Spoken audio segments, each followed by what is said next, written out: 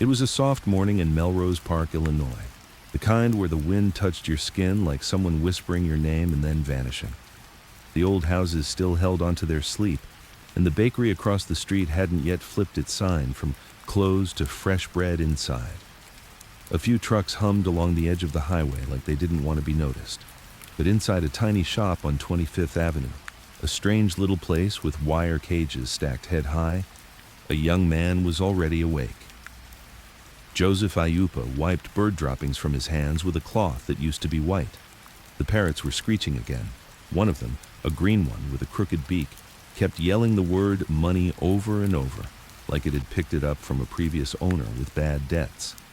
Joe didn't mind. He liked mornings like this. No cops, no noise. Just feathers, feed, and the smell of cracked corn in burlap sacks. He lit a cigarette with a match he struck on the edge of a wooden crate. His hands were steady, slow-moving, like a man twice his age. People didn't know much about Joe back then. They thought he was a bird guy, sold finches, sometimes pigeons, whispered to them like they were business partners.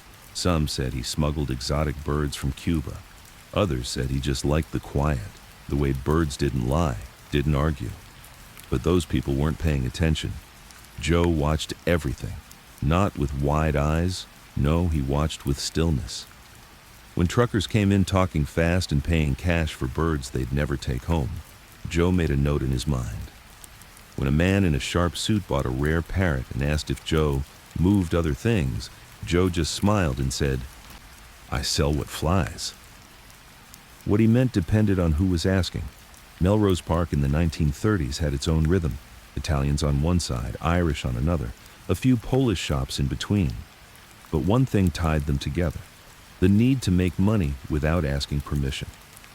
That's where guys like Joe came in. Quiet men.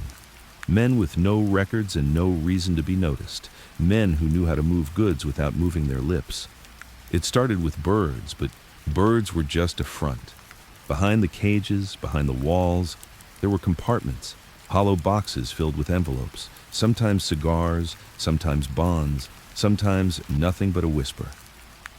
Joe had made his shop into something no cop would ever suspect: a crossroads. By the time he was 30, he wasn't the bird guy anymore. He was the man who could get things where they needed to go. No questions asked. Other men talked too much, bragged, let their names slip out in bars or between women's sheets. Joe stayed quiet. Always quiet. One winter evening, just after sunset, a black Packard pulled up outside the shop. Two men stepped out. One was short and built like a stack of bricks. The other had the kind of face you forgot the second you looked away. They didn't knock, they just walked in. Joe didn't flinch. "You Joseph Aiuppa?" the brickman asked. Joe nodded once. "My boss wants a word." Joe looked at the cages. A canary had stopped singing. "About birds?" he asked. The brickman smiled, but it didn't reach his eyes. "About business." And just like that, the bird shop stopped being a bird shop. It became something else, a station, a meeting place, a filter between the street and the power behind it. Joe took off his apron and lit another cigarette. Outside, the wind carried the scent of cold iron and burnt toast. Inside, two men waited for the birth of a silent Godfather. The snow came early that year, soft at first, like ash from a distant fire. It dusted the streets of Melrose Park in silence, hiding the cigarette butts and broken glass that marked the corners where deals were made. But inside Joe's shop, the world moved at its own temperature, one warmed by old secrets, low conversations, and the glow of a single bare bulb that hummed overhead like it knew things. Joe didn't talk much. That had always been his thing. Even when he was a kid, back when the family still lived above the butcher's place, and his mother used to slap flour on his cheeks when he came in from playing too close to the railroad, Joe had learned something most people never figured out. The quieter you are, the more people say around you. Now, at 31, Joe didn't need to say much. The men who came into his bird shop weren't here for the parrots anymore. They came in for packages that had no labels, came in for conversations that left no echoes, came in with envelopes, and walked out with nods. And that night, after the men in the Packard left, something shifted. They didn't give names, but Joe recognized one of them by voice alone. Tony Accardo, known to some as Joe Batters, a name earned not in the kitchen, but in a dim basement with a baseball bat and a job to finish. Accardo didn't speak during that first visit. He just watched.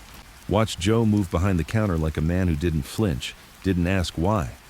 That was a test. And Joe passed. 2 days later, a crate arrived. Wooden, nailed shut with no markings. It wasn't birds inside. It was bourbon. Canadian, aged, illegal, and still sweating from the journey. There was no note, just a folded napkin tucked under the top layer with a single word written in pencil. Yours. Joe understood. This wasn't payment, it was permission. He began slowly. Moved a few bottles to the barber across the street, who ran numbers on the side. Gave a couple more to a guy named Carmine, who delivered bread but knew how to wrap a bottle in a baguette and hand it off like it was nothing. The real genius wasn't in hiding the alcohol. It was in pretending it didn't matter. Joe kept selling birds, kept feeding them every morning, made sure the cages were always full. To anyone walking past, it was still just a bird shop with a quiet Italian man sweeping feathers off the floor. But behind that front, roots were being drawn. Quiet alliances formed. The kind you couldn't see but you could feel, like humidity before a storm. He didn't touch violence, not yet. That came later. What Joe handled now was logistics. He figured out which rail stops didn't check manifests too closely, which docks had night guards who could be convinced to look the other way for $20 in a bottle. And he never touched anything himself. That was the trick. The good ones never did. Joe was building something invisible, a network. It started with booze, but that was just the gateway. Soon it was guns, then cash, then something trickier, people. There were whispers about girls coming in from Mexico, from Cuba, from even farther, sent up north, employed in ways the law refused to speak about. Joe didn't ask what was in the crates anymore. He just made sure they moved, that they arrived, that they disappeared. The men at the top noticed. That's when Ricca came calling. Ricca was different. Not like Capone, who liked the spotlight.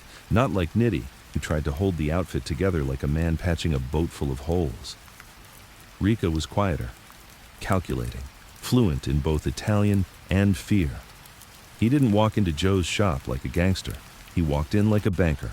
Neat suit, no jewelry, no flash. He bought a canary. Pretty bird, Ricca said, his eyes scanning the room like he was pricing every brick. Joe nodded. She sings? Ricca asked. When she wants to, Joe replied. Ricca smiled, just barely. You're the same way, I hear. Joe didn't answer. That was the real interview. Not a job offer, not a deal. Just two men looking at each other and understanding something without needing to say it. Ricca left with the canary.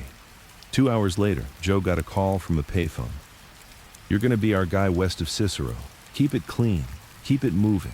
You answer to nobody but me. That was it. No ceremony, no blood ritual, no oath, just business.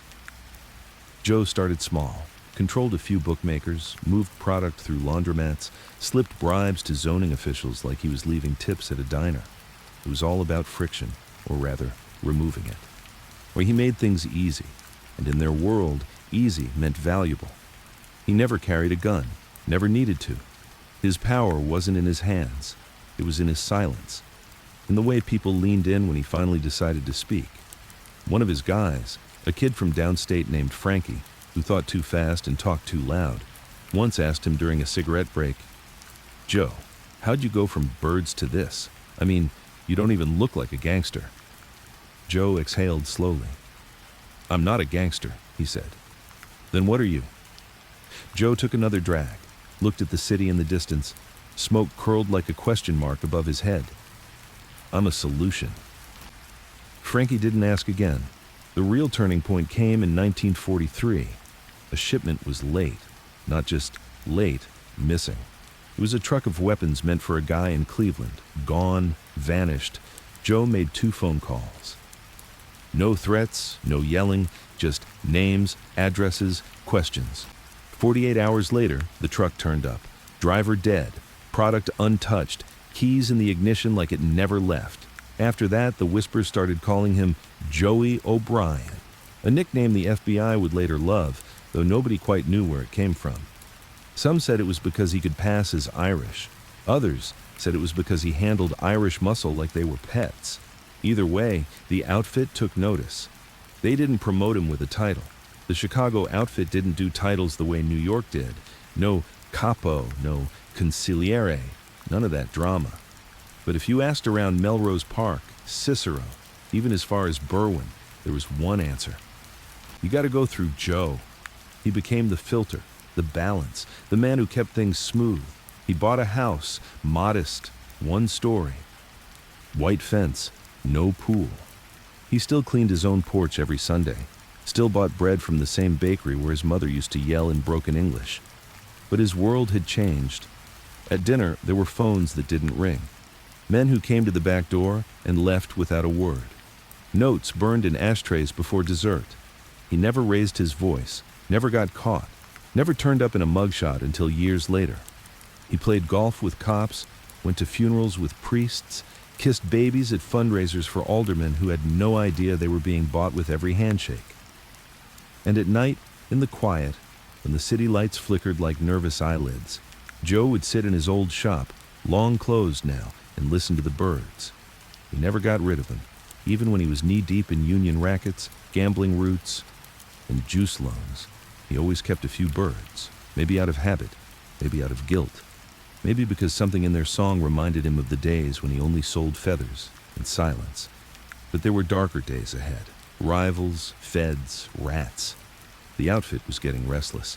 The top dogs were aging or dying, and Joe was rising. Not because he wanted to, because someone had to. And in the Chicago underworld, the man who says the least is usually the one who knows the most. In the early hours before dawn, when even the city's darkest hearts still slept, Joe sat alone on the back steps of his house in Cicero, a coffee cup in one hand, his other gently stroking the edge of an envelope sealed in wax. Inside was a name, just one, and behind that name, a future with consequences. Joe didn't need to open it. He already knew who it was. He'd made the suggestion 3 nights ago in a smoky basement bar beneath a butcher shop where men didn't speak in full sentences and every glance meant something. The envelope was just a formality. A quiet nod from Ricca, or maybe Accardo, signaling that the wheel had turned and someone else would be buried beneath it. That's how decisions were made in Joe's world. Soft, silent, final. By now, Joe had moved past middleman work. The birds were gone. The shop shuttered. Even the parrots, with their bright feathers and louder mouths, had been handed off to an old woman in Berwyn who thought they were a blessing. Joe didn't keep them anymore. Too much memory in their song. Too much weight in their noise. Now, he managed unions, controlled routes, owned judges. He didn't dress like it. Still wore the same dull suits, plain ties, shoes you could walk 10 miles in without getting noticed. But men stood when he entered a room. They didn't ask why. The Teamsters were the next prize. Trucks meant power. Power meant control. Whoever ran the trucks could move anything. Not just liquor or girls, but money, ballots, information. And Joe was patient. He knew which strings to pull. A whisper here, a favor there. He didn't threaten, he offered solutions. But there was one man who wouldn't play along. Charlie Menendez, a Cuban who ran a union hub down by the yards. Slick, educated, not afraid of anyone, not even the outfit. He'd turned down Joe's offer politely, even complimented his operation. But he said no, and that was dangerous. Not because of the refusal. Men said no all the time. It was the way he said it, with no fear. Like he believed his clean books and legitimate ties could protect him. Like he didn't know the world had already shifted beneath his feet. Joe didn't get angry. He just waited. A month passed. Then one morning, a shipment of electronics meant for one of Menendez's clients disappeared from the docks. No signs of forced entry, no guards hurt, just gone, like fog in sunlight. 2 days later, the same thing happened in Joliet, then again in Naperville. 3 shipments, 3 coincidences. Charlie started to sweat. His guys were losing faith. Rumors spread fast in that world, the kind of rumors that didn't name names but always ended with the same sentence. You should have taken Joe's offer. Charlie finally caved. Called Joe from a payphone, asked for a meeting. Joe agreed. Told him to meet at St. Mary's Cemetery just before sundown. Strange place, but Joe liked the quiet. Liked the way voices didn't echo around the dead. They met beneath a weeping willow. Charlie wore a navy blue suit, looked tired. Joe had on a gray coat and gloves. Didn't shake hands. I get it, Charlie said quietly. You've made your point. Joe just looked at him. I'll give you a slice, Charlie offered. 15% of all incoming contracts. Joe said nothing. 20? Still nothing. Then Joe finally spoke, slowly. I didn't want a slice. Charlie frowned. Joe stepped forward, voice like gravel sinking into mud. I wanted the bakery. Charlie's mouth opened to reply, but there was no time. A single shot cracked the cold air, muffled by a gloved hand and silenced pistol. Charlie fell sideways, his body folding into the wet grass like a dropped coat. Joe didn't pull the trigger. He never did. That wasn't his job, but it was his decision. That was enough. The Teamsters fell in line after that. Trucks moved faster, fewer delays, more silence, and Joe's reach, once a quiet thread through Melrose Park, now stretched from Cicero to Kansas City. Money flowed. Politicians leaned in. The outfit had never been more stable. But something darker was brewing just beneath the calm. Feds. The FBI had started watching again. Ever since Capone, they'd kept one eye on Chicago, but now with Ricca laying low and Accardo keeping his distance, they were looking for the next face to pin things on. They thought it might be Joe. He was too clean, they said, too careful. Men like that don't stay lucky. They weren't wrong. In 1957, during the heat of the Appalachian meeting, a national Mafia summit in upstate New York that ended in a flurry of arrests and exposed names, Joe didn't attend. He'd declined the invitation, said it was too crowded for business. That move saved him, but it put him on a different kind of list, the list of survivors. In the underworld, surviving is dangerous. It makes people jealous, makes others wonder what you know and who you told. So, Joe adjusted again, stepped back from direct operations, let younger guys take the meetings, shake the hands, collect the cash. He started buying land, acres and acres of it, all in his mother's name. And on paper, he was just a developer now, a nobody, a man who made deals for property that never got built. But in reality, he controlled the pipeline. The cash still passed through hands he approved. The names still changed when he whispered. The outfit didn't need a king, it needed a librarian, someone who kept the books and knew who owed what to whom. That was Joe. They say during that time, he kept a notebook, small, black leather, always in his jacket. No names, no phone numbers, just codes, dots, slashes, numbers. He never wrote down more than he could memorize, and when he slept, it stayed under his pillow, not for safety, for memory. So he could remember even in dreams who he was and what he'd built. But not everything could be controlled. Frankie, the same kid who once asked Joe how he got into the life, had grown up into a man with ambition. Too much of it. He'd started freelancing jobs in New York, making side deals with the Genovese crew, cutting corners, running scams, hiding profits. Joe warned him once, quietly. Said, "The outfit doesn't like math it can't verify." Frankie laughed it off. 2 weeks later, he vanished. His car was found outside Joliet, keys still in the ignition. No blood, no body. Joe said nothing, didn't flinch, just lit a cigarette and went back to reading the Tribune. The lesson was simple. You don't cheat silence, and you don't cross the man who gave you your first suit. Still, the world was changing. Casinos in Vegas, politicians on TV, young gangsters who liked cameras, liked fast cars and bigger headlines. Joe hated it. Said once, "If they're writing your name, they're already digging your grave." But he couldn't stop it. The culture was shifting. The outfit still ran things, but the streets weren't the same. Loyalty was thinner. Money moved faster, and the law had new teeth. In 1962, a new federal task force was formed. RICO laws weren't passed yet, but the scent was in the air. They were building cases, slow, careful, focused on one goal, finding the head of the snake. They kept circling Joe, watched his house, tapped a few phones, interviewed men who didn't survive the week, but nothing stuck. Joe had no paper trail, no registered businesses in his name, no fingerprints on weapons, just golf clubs, old suits, and land deeds with other people's names. Still, he knew it wouldn't last forever. So he started preparing, calling in favors, moving money offshore, planning for a day when silence wouldn't be enough, when history would catch up. And when it did, he wanted to be ready. Because Joe wasn't just a man anymore.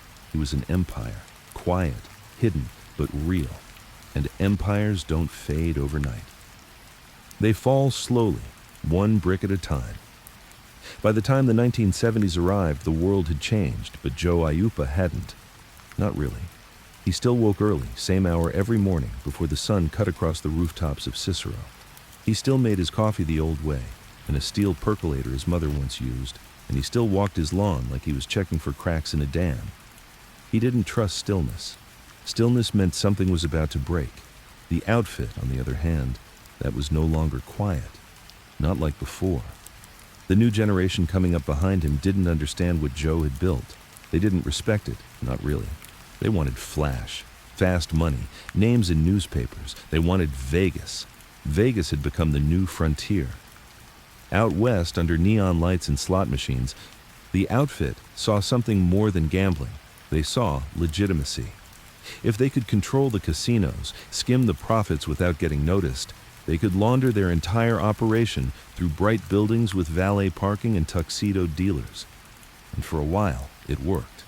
But Joe didn't like Vegas. Too far, too loud, too many cameras. He preferred Cicero. Preferred the cold back rooms of Chicago, where favors were traded over burnt coffee and nobody remembered what was said an hour later. Still, he knew the outfit needed the money Vegas brought in. It was feeding the machine now, greasing palms in City Hall, funding real estate moves in the suburbs, paying off judges from Cook County to Springfield. So Joe gave his approval. Quietly, with a nod, that was enough. He didn't need to be seen at the Tropicana or the Stardust. He didn't walk casino floors like the bosses from the movies. No, Joe was smarter than that. He stayed home, let others do the walking, the skimming, the collecting. But the checks came to him. Always did. Still, even from a distance, he watched. Had his people in Vegas, guys who kept their heads down, didn't drink, didn't gamble, just kept eyes open and mouths shut. Men like Angelo LaPietra, also known as The Hook. Angelo was rougher, louder, but he respected Joe, called him the Brains. Joe never corrected him, but even brains can be betrayed. There was a man in the operation, Carl Tuffy DeLuna from the Kansas City crew. Trusted, loyal, or so they thought.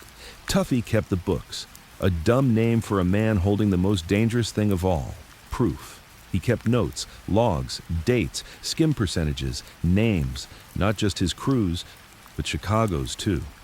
Joe would have burned him years ago if he'd known.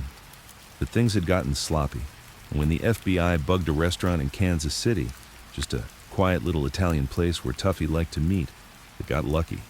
Got audio, names, numbers, ties to Vegas, ties to Chicago, ties to Joe.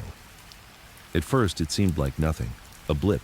The outfit had survived worse, but this time, they weren't just chasing street soldiers. The feds wanted architects, planners. They wanted the men who never touched anything, the ghosts who gave orders with a glance. Joe had been one of those ghosts for decades. Now, they were drawing his face on the wall. Back home in Cicero, Joe knew the wind had changed. He could feel it in the way people paused before greeting him, the way phone calls came slower, quieter. Some of his own guys started asking questions. Not directly, of course, no one would dare, but he could see it in their eyes, the doubt. They were wondering if the old man had finally lost his touch. Joe didn't argue, didn't defend himself, he just adjusted. He began spending more time on his property deals, not for profit, but for protection. Land in Downers Grove, construction permits in Riverside, Fake contractors, real cement, real money. He funneled cash into half-finished condos and strip malls that never opened, all of it layered through 5 companies and 3 states. He knew the IRS would come eventually. He wanted them to find paperwork, confusion, and dead ends. At the same time, he started cutting ties, not publicly. Joe never made a scene. He'd just stop returning calls. A loan would go unpaid, a favor unreturned. Slowly, men began to realize they'd been left behind. But even in retreat, Joe had power. When he showed up at a funeral, always in a black coat, gloves in hand, quiet as ever, people still stepped aside. They still whispered when he walked past. That respect, that fear, hadn't left him yet. But in Vegas, things were falling apart. The skim was unraveling. One casino after another was getting hit with audits. Union reps were talking. The FBI had bugs in places no one could imagine. Coat rooms, confessionals, even golf carts. And the real blow came when Tuffy's notebooks were found during a raid. The pages were gold and poison. Every page a roadmap, every name a nail. Chicago's involvement laid out in full. The courts called it a criminal enterprise. And now, with RICO laws in full swing, that meant everyone connected could be hit. Not just the shooters, but the planners. Joe. In 1983, they came for him. Not in the night, not with guns drawn. That wasn't their style anymore. The FBI showed up in suits, calm, respectful even, like they were arresting a bishop. Joe didn't flinch, didn't say a word. He closed the door behind him, put on his coat, and walked to the car. As he sat in the back seat, hands folded on his lap, he looked out the window at the quiet street where he'd lived for 30 years. Everything looked the same, only the silence had changed. The indictment was long. Charges of conspiracy, skimming, tax evasion. They linked him directly to the Stardust Casino, to skims going back more than a decade. The trial was national news. "The silent Godfather speaks," the headlines read, even though Joe never gave them a single word. He showed up every day in court. Calm, unreadable, a statue in a suit. The prosecution had audio, documents, testimony. But they didn't have Joe's voice. Never had. He never wrote a thing down, never called anything by its name. But the evidence was enough. He was convicted, sentenced to 28 years in prison. Joe was 76. He nodded when the judge read the sentence. No emotion, no protest.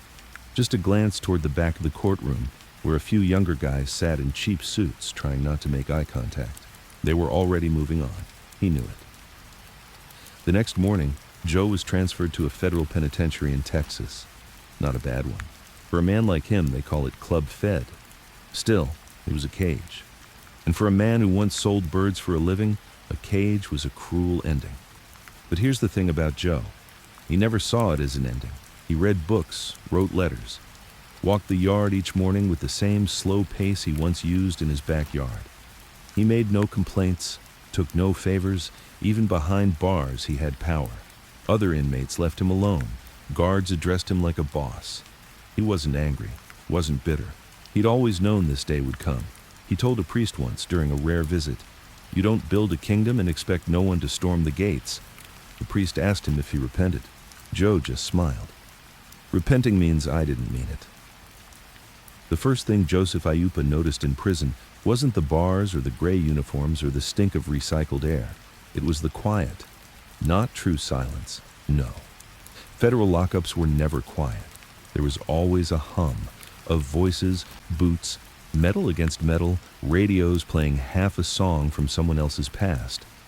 But it was a different kind of quiet. One that came from knowing every man around you had made decisions he couldn't take back. And that meant something to Joe, because he'd spent his whole life building a world where he never had to make noise. He didn't need to shout to be heard. His power lived in whispers, in glances, in nods that turned into funerals. Now, in this place, where noise was currency and bragging was armor, Joe had to decide what kind of man he'd be inside a cage. He chose the same thing he always had. Silence. The guards gave him space, though no one told them to. He wasn't the only mobster locked up in the Texas pen, but he was the only one who never smiled.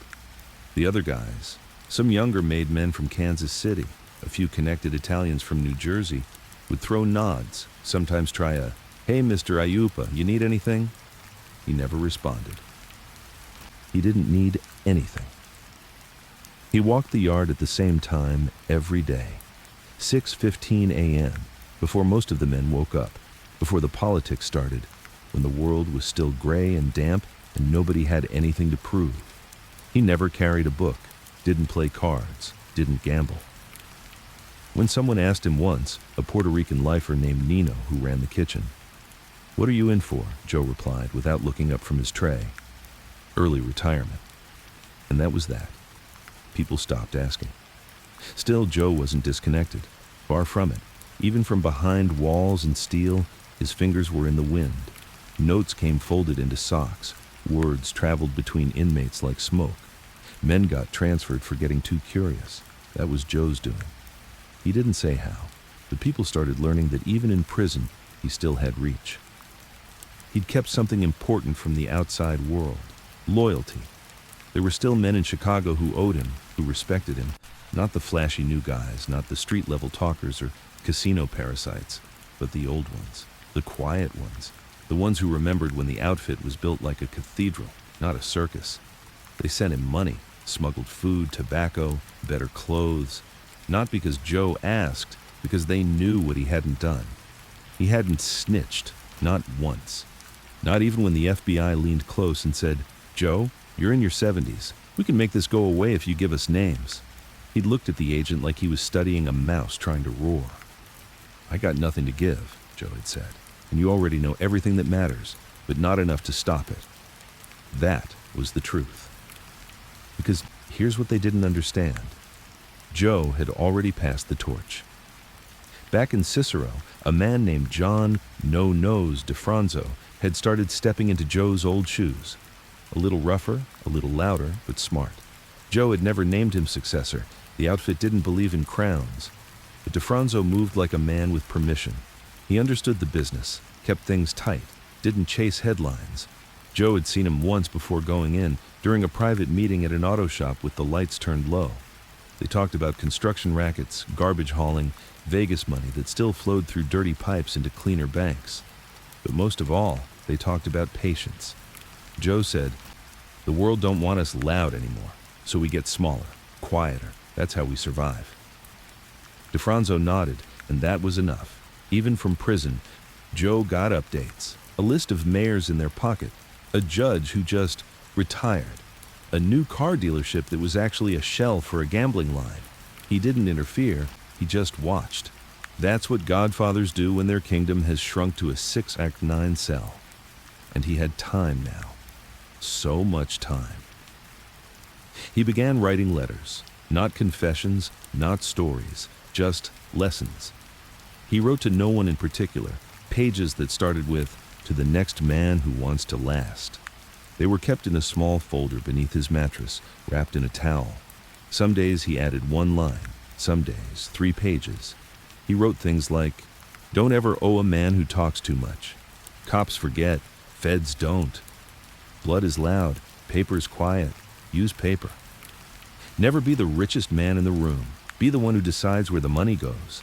He wasn't trying to preserve himself. Joe didn't believe in legacy, but he believed in structure. And a world without structure, that's what got men killed. Then, in the spring of 1986, something unexpected happened. A young man arrived in the prison, new fish, Italian-American, tattoos up his arm, a scar under one eye. He said his name was Vince, and he was from Oak Lawn. Told people his uncle used to run books for a crew that once worked under Aiuppa. Word got to Joe quickly, too quickly. At first, he ignored the kid, but Vince was persistent, watched Joe from a distance, sat alone in the chow hall, never smiled. But he waited, like he knew something was coming. After 2 weeks, Joe sat next to him, didn't speak, just sat, ate his eggs, lit a cigarette. Vince said, "My uncle said you were the last one who understood the old way." Joe took a drag. "Your uncle alive?" "No." "Good," Joe said. "Then he can't lie." That made Vince laugh. the quiet kind. After that, they shared breakfast. Not every day, not like friends, but enough. Joe started giving him lines from the letters, started watching how Vince listened. If the kid talked too much, he'd stop. But he didn't. Vince was still, quiet, thoughtful. It reminded Joe of himself, back when he was selling birds and making mental maps of the men who walked through his door. One morning, Joe slid a page across the table. It said, "Trust is a currency. Spend it slow." Vince didn't ask questions, just folded it and tucked it in his shirt. Joe nodded. That was enough. Time passed. The seasons outside shifted without his permission. Joe got older, slower. His hands, once steady, began to shake when he held his coffee. His walks on the yard grew shorter. He refused a wheelchair, said he still had steps left in him, but inside, he knew. He'd already written the final line. The outfit isn't a name. It's a silence that outlives the men who use it. That was the last page he wrote. After that, he stopped. Didn't need to say more. In 1996, after serving over 10 years, Joe was released from prison, early for medical reasons. They called it compassionate release. Funny word for a man who never asked for compassion. He returned to Joliet, to a quiet retirement home, surrounded by flat fields and old brick. No press, no celebration, just a man with a long past and a short future. He lived quietly. No interviews, no visitors, except for one. Vince. Every month the kid came down, never stayed long. Sometimes brought wine, sometimes just silence. They'd sit under a tree and watch the sky go orange, and Joe would smile, not because he liked the sunset, but because it reminded him that silence, once earned, is the last power a man has left. The world outside Joliet had moved on. Cars were sleeker now. Phones rang without cords. The news came through glowing boxes instead of thick morning paper. But inside the modest retirement villa on the edge of the Illinois prairie, Joe Aiuppa lived like time had stopped. The halls smelled like bleach and boiled potatoes. The nurses wore sneakers, and the days bled into one another, each one quieter than the last. He didn't speak much, but that wasn't new. Joe had built his life on silence. Now it was just him, a chair by the window, and the sound of wind slipping across flat winter fields. Most of the nurses didn't know who he was, just an old Italian man with arthritis and sharp eyes. They called him Mr. A. One nurse, Darla, in her 30s, good heart, little too nosy, once asked gently while adjusting his oxygen, "You were someone important once, weren't you?" Joe gave her a long look, then turned his gaze back to the trees. "No one important lives in places like this," he said, and she never asked again. But he had been important, more than she could ever guess. He had seen power, not the loud kind, not the kind that wore flags and barked from podiums. He knew the power that moved without being seen, the kind that whispered into mayors' ears, that gave a nod and watched fortunes shift, lives end, buildings rise. He didn't miss the money, not really. Money had always been the echo, never the song. What Joe missed, quietly, deeply, was structure. The way things used to be, the code, the unwritten agreements, the slow dance between crime and civility. There were rules once. He'd lived by them, enforced them. But those rules didn't exist anymore. Now it was guns in broad daylight, young crews with Instagram accounts, drugs cut with poison, deals made over text messages instead of under tables. There was no more honor among thieves, just chaos. He didn't recognize the outfit anymore. He wasn't even sure it still existed. The ones who came after, they wanted speed, fame, easy victories. They didn't understand what it took to build something that lasted. They didn't understand that patience was a weapon more lethal than a bullet. Joe had once told Vince that, and speaking of Vince, the kid still came. Every second Sunday of the month, just after lunch, Vince would appear. Always alone, never loud. He wore clean clothes, combed his hair back like the old days, and greeted Joe with a firm nod instead of words. Joe liked that. Sometimes they sat outside on the small patio if the weather allowed. Sometimes in the common room, far from the TV. Vince would bring black coffee in a thermos, or a small bottle of red wine wrapped in newspaper. They never talked about the old days, not directly, but they danced around them. Once, as they sat under a cloudy October sky, Vince asked, "You ever regret not making it bigger?" Joe raised an eyebrow. "You had the chance. Vegas, Florida, New York. You could have pushed harder." Joe took a long sip from his cup. "Things built too fast," he said slowly. "Collapse faster." Vince nodded. He understood. Joe saw himself in the kid. Not in appearance. Vince was broader, younger, eyes a bit too eager, but in rhythm. He listened. He calculated. He didn't move until it was time. Joe didn't say it out loud. Vince had become his last project. He wasn't grooming him for a throne. There were no more thrones in their world. But he was passing down something older, something sacred, a code, one that lived in silence, in loyalty, in watching closely and moving only when you had the full picture. He told Vince during one of their last winter visits, "Loud men die first, quiet men get to write the story." One night, Joe couldn't sleep. The sky outside was thick with snow. It fell soft against the windows, muffling the sounds of the world. He sat up in his bed, staring at the cracked ceiling. His bones ached, not from sickness, but from memory. It came in waves, faces, voices, rooms filled with cigar smoke and men who were long buried. Ricca with that slow nod. Accardo standing in a corner, pretending not to listen but always catching everything. Menendez bleeding into the soil. Frankie with that grin before he disappeared. They weren't ghosts, not yet. They were just shadows still clinging to his mind. Joe closed his eyes and remembered the bird shop, the smell of seed, the flapping of wings, the green parrot who yelled money at passing strangers. That was a different world. He could still see the dusty morning light on the cages, the way the sun never quite reached the back of the shop. That was where it had started, all of it, a front, a risk, a decision, and now, here he was, full circle, caged again, this time by age, by time. He smiled. Some nights, Joe spoke to no one, not out loud, but in his head. He said things like, "You did what you had to. You lasted longer than anyone thought. You kept the silence." And silence. That had always been his legacy. Then came the stroke. It wasn't sudden. It crept in like everything else in Joe's life. Quiet, patient, final. One morning, a nurse found him slumped slightly in the chair, still breathing, but with one side of his mouth drooping and his right hand curled tight like a claw. He couldn't speak, couldn't write. They moved him to a different floor, more medical, less dignity. Vince came that afternoon. He sat next to Joe, silent for nearly half an hour. Then, in a rare moment, he leaned in close and whispered, "You were the last one, Joe." Joe blinked. A tear, not from sadness but from release, rolled down the old man's cheek. He had nothing more to teach. 3 weeks later, on February 22nd in 1997, Joseph Aiuppa died in his sleep.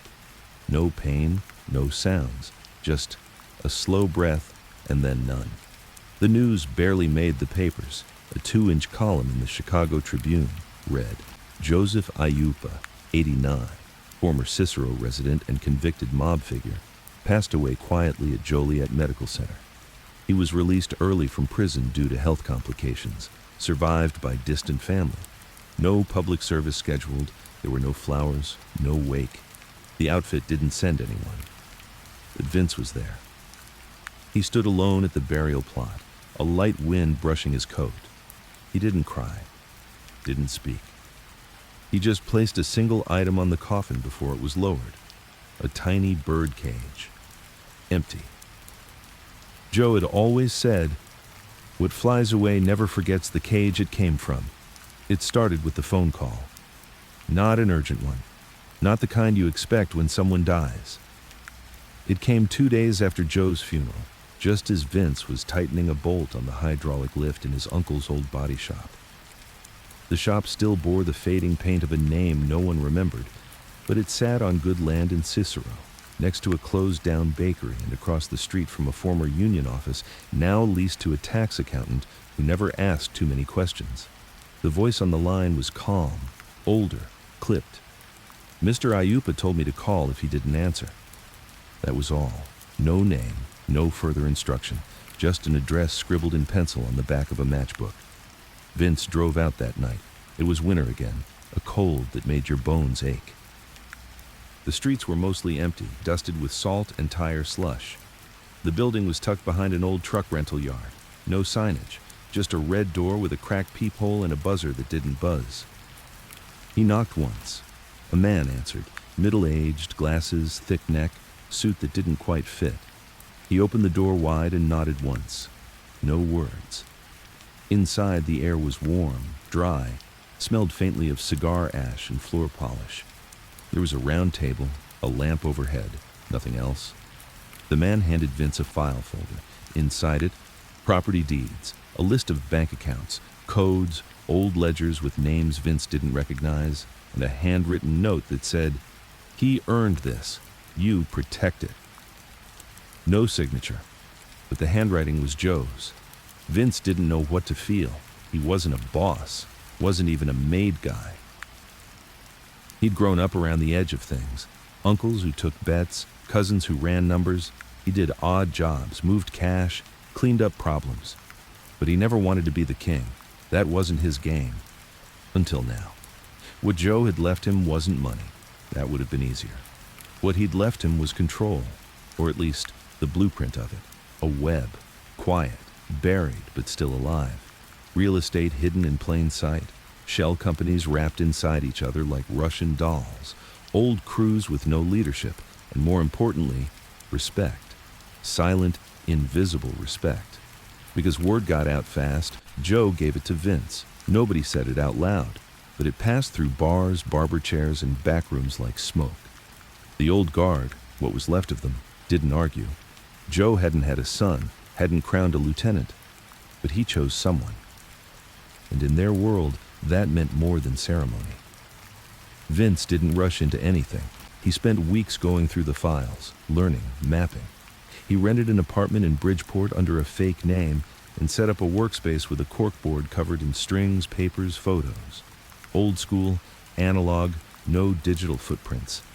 He didn't want to be a gangster. That word had become cheap, soaked in blood and rap lyrics, not respect. He wanted to be what Joe had been, a solution, someone who fixed things, who moved pieces quietly, never from the front. He started small. A favor here, a loan there, reconnected with old men who used to work numbers under Aiuppa's watch, men who were now retired or forgotten or running poker games out of VFW halls. He didn't threaten them, he just showed up, bought them coffee, slid over an envelope. Reminded them what it used to be like, when the system worked. Then came the first real job. A lawyer, high-end, wore 2000er suits, worked downtown, had a problem. One of his clients, a city contractor, was being leaned on by a new crew of Albanians trying to muscle in on the garbage route business.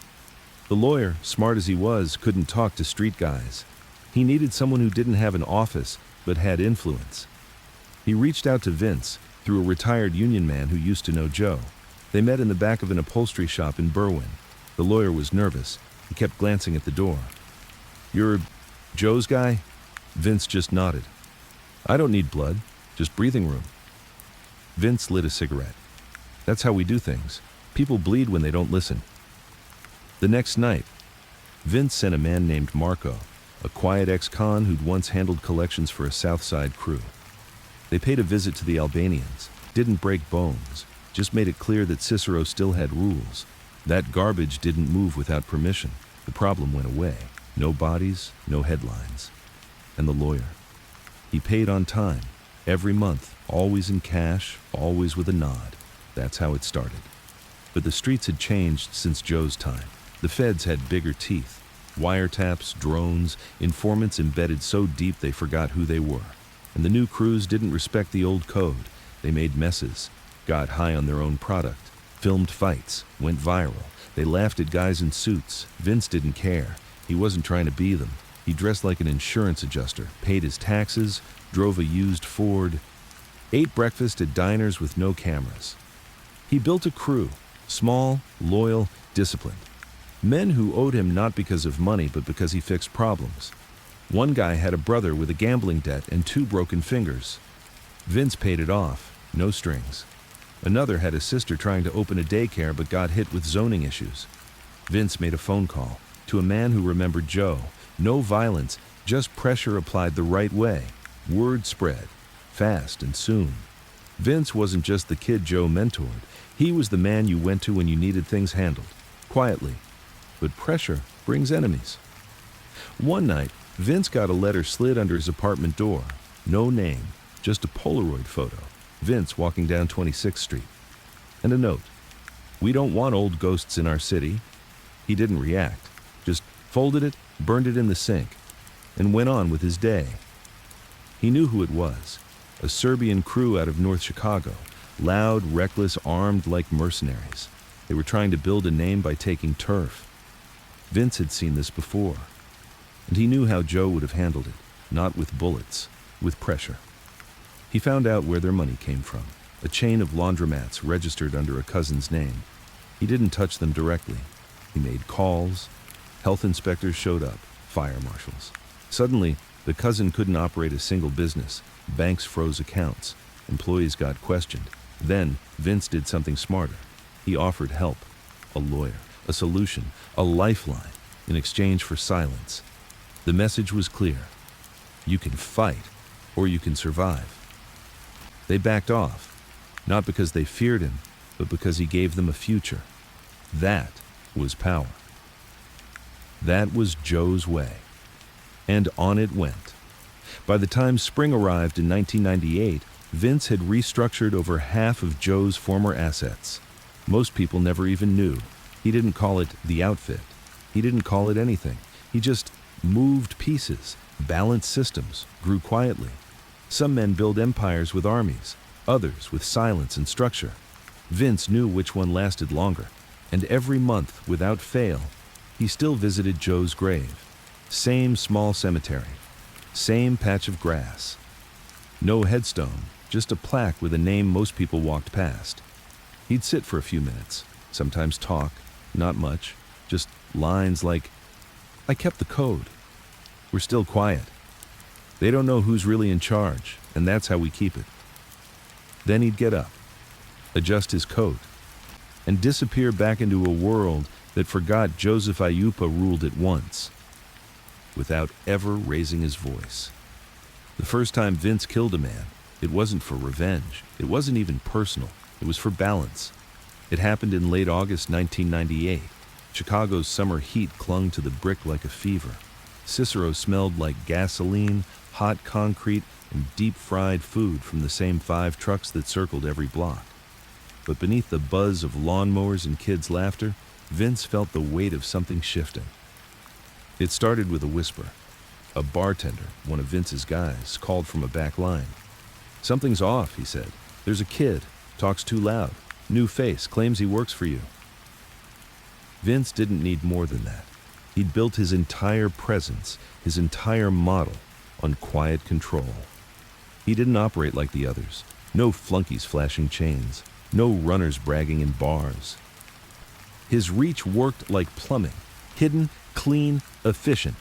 If someone was out there using his name, that meant leakage. And in this world, leaks didn't get patched. They got removed. The kid's name was Ricky DeAndrea, 22. No real record.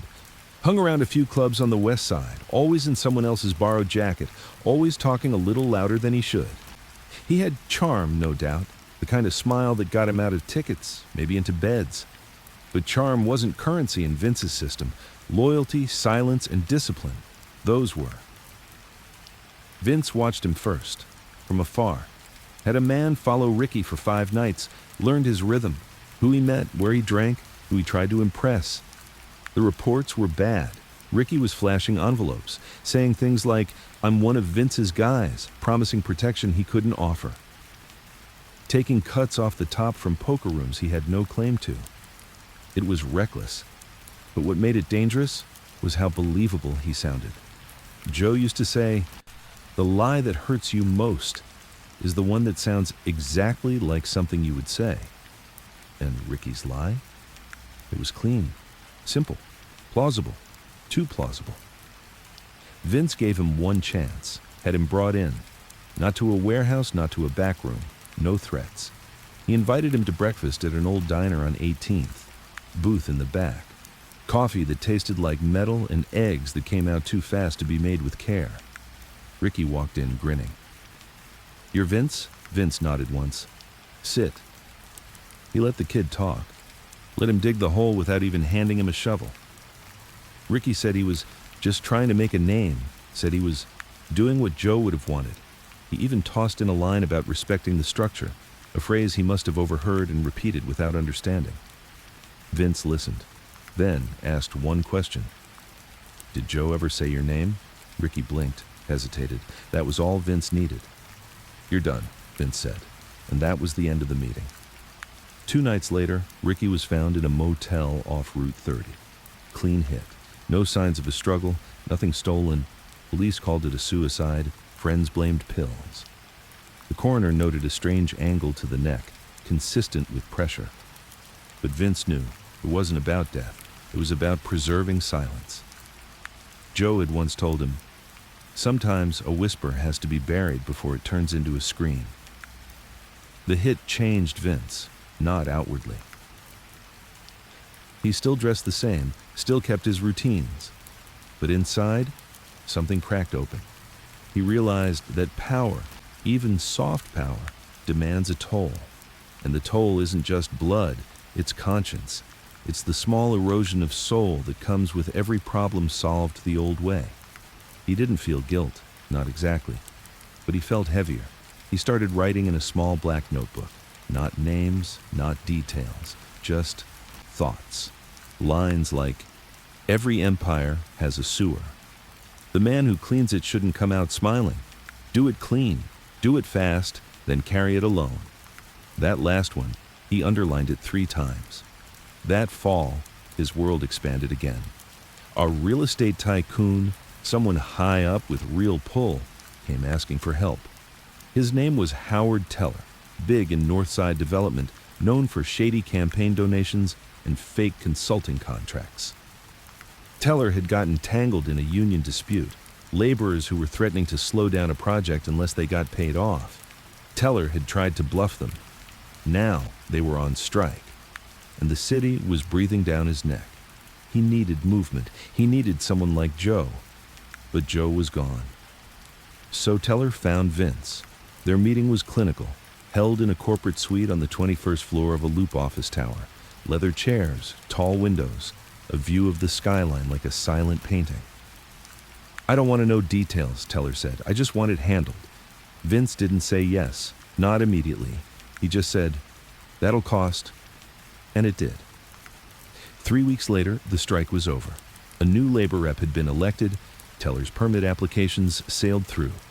Vince never went back to the office, but the checks came monthly, thick envelopes, always in cash, delivered by a different runner every time. Teller never asked again. Vince never explained. That was the deal. By winter, Vince controlled more than he realized. His name was on no documents. His face wasn't in any photos. But through layers of protection and silence, he held sway over 7 poker rooms, 2 crews, a construction kickback line, a judge with 2 skeletons, a used car lot that only sold 3 cars a year, and the loyalty of men who remembered structure when it meant something. He didn't brag, didn't strut. He just kept the system working. But nothing lasts forever. In December, he got a message, not a threat, a warning. A former FBI agent, someone Vince had known once through a mutual contact, dropped a note through a fence near Vince's gym. Just 4 words, written in block letters. "They're asking about you." No signature. Vince burned the note in his sink, then went outside and stared at the city. He could feel the wind shifting again, the same way Joe must have felt it in '83. He knew what was coming, the next era, the next attack, the next test. And he wasn't afraid, but he was ready. That night, Vince returned to Joe's grave. Snow covered the plaque now, a thin layer like powdered sugar. The trees stood still in the wind, bare and black. He crouched down, placed his gloved hand on the ground, and whispered, "It's still working, Joe. The silence, the system. But I think they're coming again."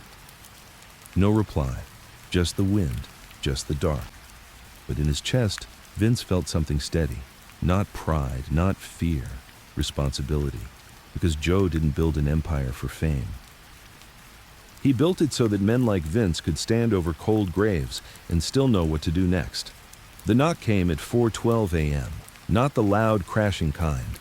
Just 2 short raps, calm, calculated, the kind that made your blood run cold, not because it was threatening, but because it was polite. FBI. Vince opened the door shirtless, eyes heavy with sleep but pulse already steady.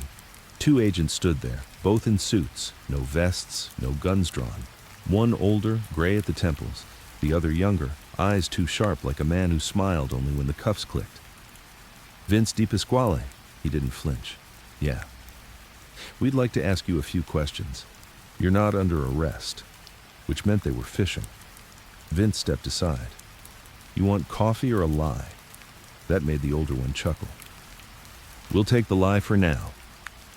They sat at the table where Vince usually counted cash.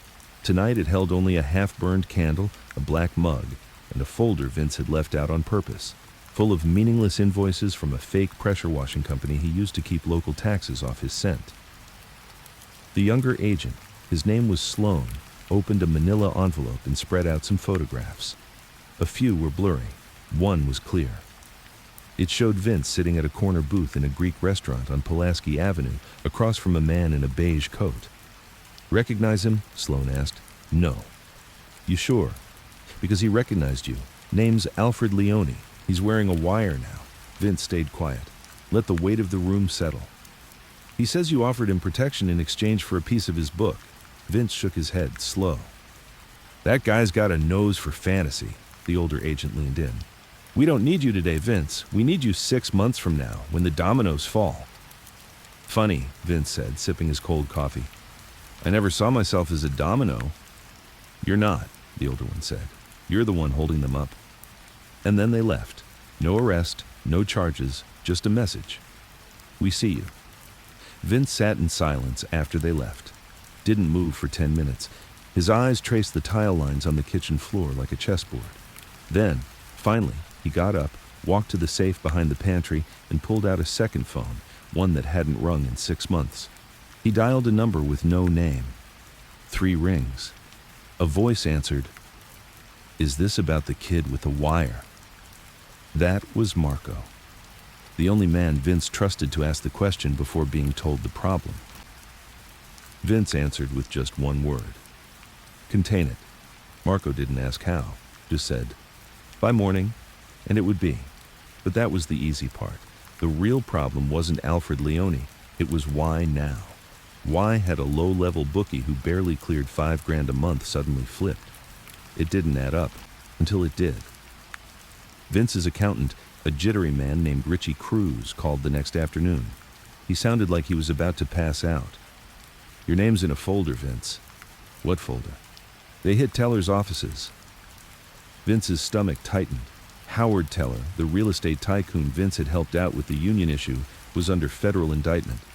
Not for anything Vince did, not directly, but for wire fraud, embezzlement, campaign bribery, and 2 shell companies Vince had helped quietly build for him back in '96.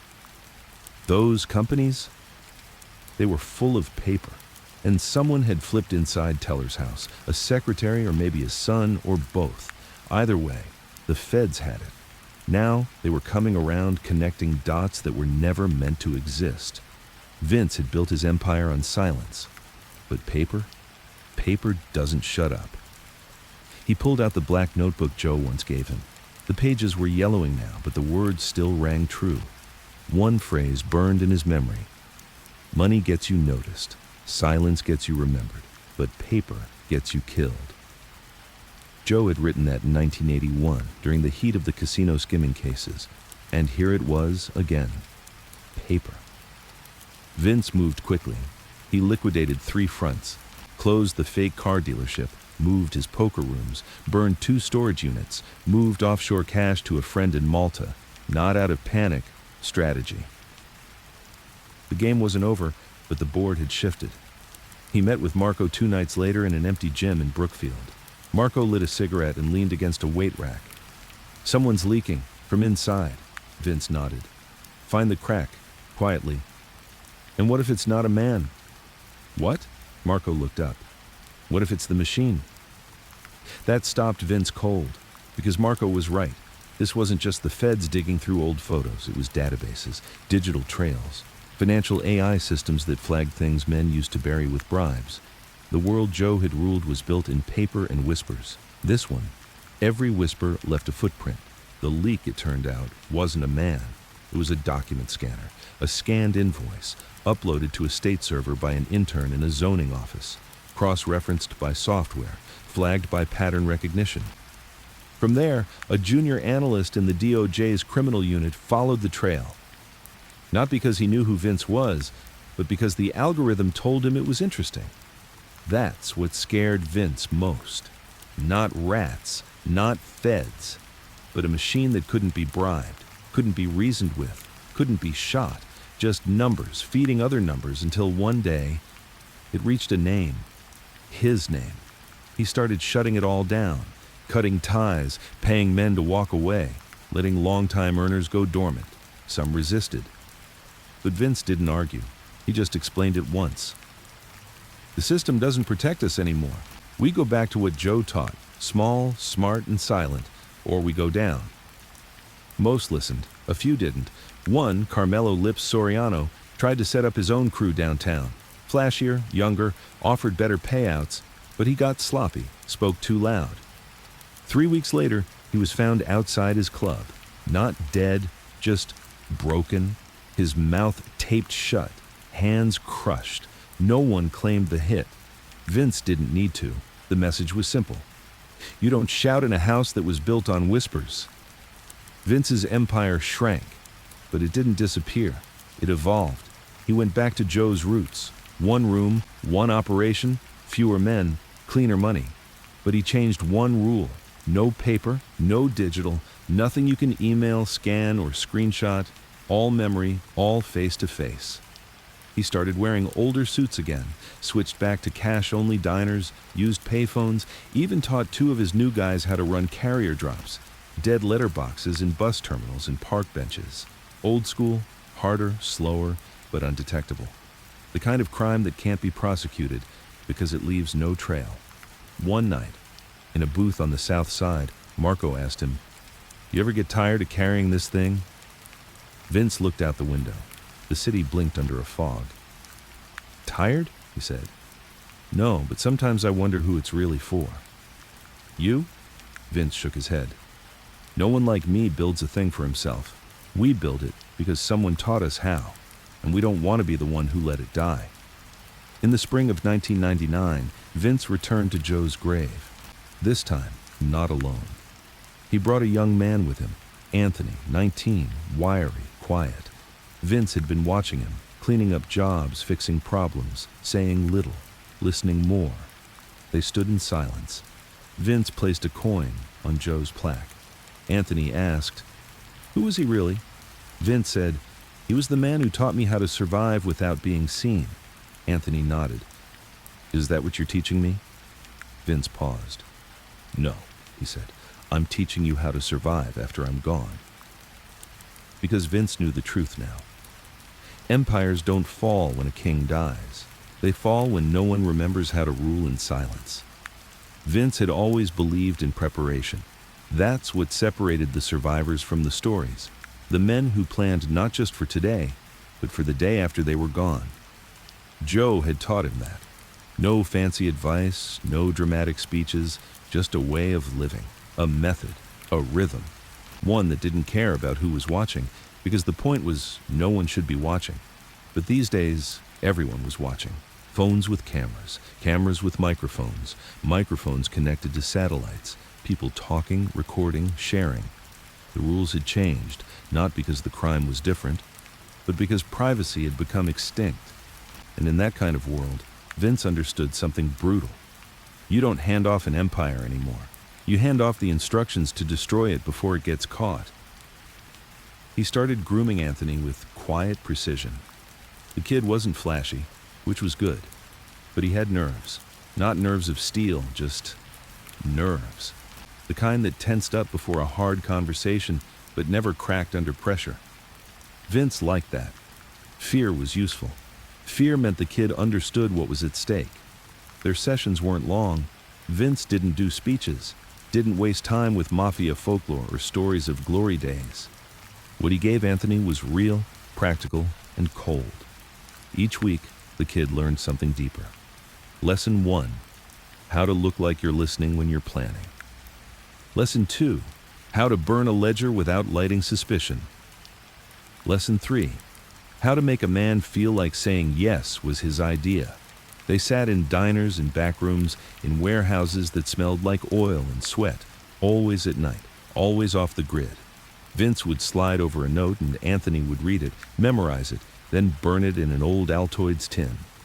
Sometimes Vince would ask questions. What do you do when a man owes you and starts praying instead of paying? Anthony would answer with what he thought was the right thing. Remind him of the debt? Vince shook his head. No. Remind him of the consequences. Never the debt. Men forget numbers. They remember pain. He didn't say that as a threat. It was math, the kind that couldn't be written down but ruled everything they did. Still, Vince wasn't blind. He knew Anthony wasn't like him. The kid wasn't growing up in Joe Aiuppa's world, with parrot shops hiding bootlegging routes and funeral homes doubling as cash vaults. Anthony grew up around screens, around chaos, in a time when gangsters were rappers and Instagram gave out clout faster than blood did. That's what made this dangerous. Because Anthony wasn't just learning how to operate, he was learning how to disappear in a time when vanishing was almost impossible. And Vince wasn't sure if that could be taught, but he tried. There was a job, not big but significant. A bar in Blue Island, nothing special. Beer, bad pool tables, a jukebox stuck on old Bon Jovi songs. But the bar owed protection money. Had been late 3 times. Vince had been patient, too patient maybe, but that was ending now. He brought Anthony with him, not to scare anyone, to observe. They walked in late, past midnight, when only the desperate and the drunk were left. The owner, Ray Dantino, was a former semi-pro hockey player with a bad knee and worse gambling habits. Vince sat in the back booth. No shouting, no violence. He simply slid a photo across the table, a picture of Ray's kid walking to school. Not a threat, just a reminder. Business is business, Vince said, but time has weight. Ray paid the next morning, in full, with a tip. As they walked back to the car, Anthony asked, "You ever feel bad?" Vince paused, lit a cigarette. Let the wind answer first. "Bad?" he repeated. "I mean, that kid, he doesn't know who you are or why his dad's scared." Vince looked at him. "That's the point," he said. "If the kid knew, I failed. Fear's only clean when it doesn't stain the innocent." And that was it. Or no lecture. Just structure. But cracks were starting to show. Not in the business. Vince had it tightened down to a whisper. No paper, no leaks, no heat. The cracks were in him. He was getting older, not old, not yet, but age had started whispering things in his ear Joe once ignored too. His knees ached, his hands trembled some mornings, his focus drifted. He forgot a name last week, just a runner, but still, he hated that. So he started keeping notes, private ones, not about business or about himself. A second notebook, red leather, hidden in a hollowed-out dictionary on his shelf. He titled it Contingencies for When I Fail, and every week he added to it. If I forget a drop location, shut it down. If I miss 2 meetings in a row, notify Marco. If I miss 3, remove me. If Anthony breaks protocol, don't warn him. End it. Because he'd seen what happened when men clung too long. Joe hadn't done that. Joe let go, on his own terms. Even in prison, he stayed clean. Dignified. Quiet. Vince wanted the same. But dignity has enemies, and one of them was coming. Detective Lorraine Beck, Chicago PD, Organized Crime Unit, 42, clean record, daughter of a union boss who'd vanished in 1987. One Vince had helped disappear, indirectly. She didn't know that, yet. But she had a face made for war, the kind of expression that didn't soften in daylight. She showed up at Anthony's job one afternoon, He worked part-time in a used appliance store, mostly to cover his presence in public records. She didn't accuse, didn't interrogate. She just handed him a card and said, "You're working for a man whose best days are behind him. Make sure he doesn't take you down with him." Then walked off. Anthony told Vince that night. Vince stared at the business card for a long time. "She's looking for something," he said finally. "What do we do?" Vince handed the card back. "Nothing, not yet. Let her keep looking. It's when they stop asking questions that you need to worry." But Vince felt it now, the transition. Not a fall, not a collapse, but a handoff. The same way Joe had handed it to him, not with ceremony, not with a crown, but with responsibility. And now, Anthony was almost ready. Almost. Vince had one more thing to teach. Loss. Because you can't run an empire, even a silent one, until you've lost something and still stood up the next day. Vince didn't know when it would come, or what it would be, but it would come. And when it did, Anthony would either become the next version of Joe Aiuppa's legacy, or he'd walk away. One night, Vince stood alone in the shop, the body shop, the same one his uncle left him, the one Joe once visited just once, before disappearing behind federal walls. The air smelled like oil and cold metal. The lights buzzed above like tired ghosts. He stood in the middle of it all, eyes closed, and listened. Not to the wind, not to the city, but to the silence. And he thought, it's still here. After all this time, the empire Joe built, it still breathes. But even empires need air, and Vince knew his breath was starting to run out. Vince didn't hear about Marco's death from the papers. He heard it from the boy who found the body. It was early March. The frost hadn't yet left the edges of the sidewalks in Cicero. Vince was standing outside a diner when the kid, no older than 16, a busboy who ran light errands for one of Vince's poker rooms, came jogging up, pale-faced, his voice barely holding shape. "They found him, Mr. D, in the back, behind the old rail yard." Vince didn't need to ask who. There were only a few people in the world Vince trusted without question. Marco was one of them. The body was found behind a rusted chain-link fence near the same place Marco used to run numbers back in the early 90s. He was folded up like a dropped coat, hands bound, mouth taped, a bullet between the eyes. Clean, professional, and loud, not in noise, but in message. This wasn't a robbery. Marco had money in his wallet, watch still on his wrist, no signs of a fight. Whoever did it wanted it known. No one was untouchable anymore. Especially not Vince's circle. The autopsy gave nothing new. The cops asked few questions. They knew better. But Vince didn't need a detective to tell him this wasn't random. This was an invitation. The only thing he didn't know yet was from who. Anthony showed up an hour after the news broke. No panic, no dramatics, just that same serious stare that Joe once wore in old funeral photos. "Was it the Albanians again?" he asked. Vince shook his head. "They don't make this kind of mess unless they want a seat. This isn't a grab for turf. This is personal." Anthony frowned. "Then who?" Vince took a deep breath, then said something he hadn't said in years. "I don't know." And that scared him more than the blood. That night, Vince didn't sleep. He sat in the old body shop's office, lights off, door locked, notebook open. His thoughts moved in slow, grinding circles. The kind of thoughts that didn't bring answers, only more questions. Marco had been his last constant, not just muscle, memory. Marco knew the streets before Vince ever ran them. He remembered deals that weren't written down, debts that hadn't been paid, but forgiven, for the sake of order. And now he was gone. Erased. The silence Joe had handed down, it had a crack in it now, and whatever was crawling through that crack had Vince's full attention. 2 days later, Vince got a package. No return address, hand-delivered. Inside, a flash drive. He didn't plug it into his home computer. He wasn't that stupid.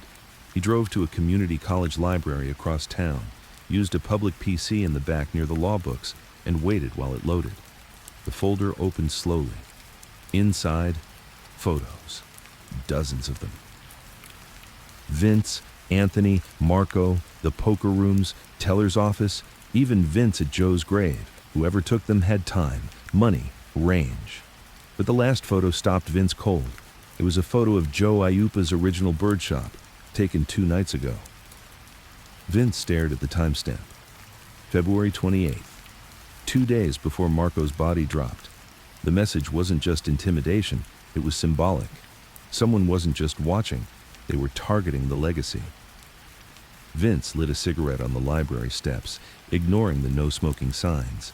His hands didn't shake, not yet, but his mind was already 5 steps ahead, tracing threads, trying to find the source. He ruled out the FBI. They wouldn't be this theatrical. Not Beck, either. She was a hammer. This was surgical. This wasn't law enforcement. It was a rival, but not one trying to kill him. Not yet. They were playing chess, testing moves, pushing pieces, and Marco? Marco had been the first pawn taken off the board.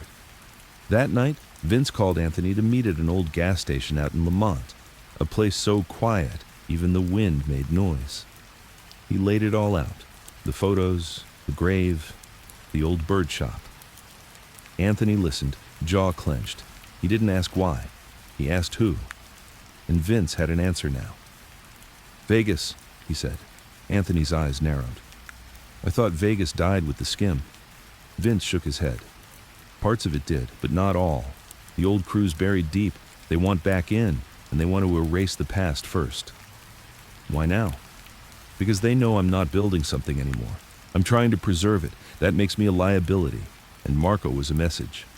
Anthony was quiet. Then he said, What do you want to do? Vince gave him a long look. One that measured not courage, but commitment. We don't go to war. We don't shout. He paused. We outlast.